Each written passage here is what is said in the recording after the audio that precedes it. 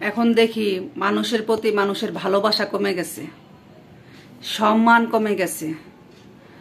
Husband তার ওয়াইফকে সম্মান করে না, ওয়াইফ তার হাজব্যান্ডকে সম্মান করে না।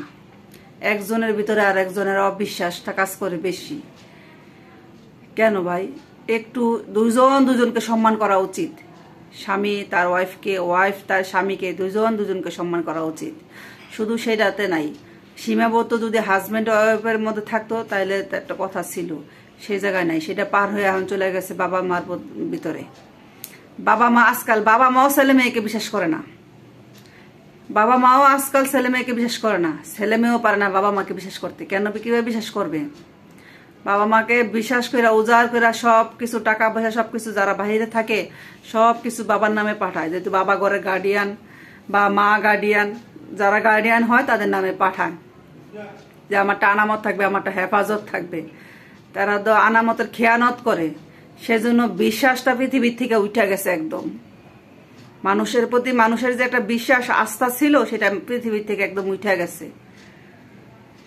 মনে হয় গজব আইসা পড়ছে তাড়াতাড়ি বাড়ির কাছে। আজ থেকে 10 বছর আগেও তো দেখতাম মানুষ কত সম্মান দিত একজন আরেকজনকে, এত সম্মান দিত বলার বাহিরে। সম্মান সব জিনিস উঠে যাওয়ার কারণে দেশে অশান্তি বেশি, ঘরে ঘরে অশান্তি বেশি এখন।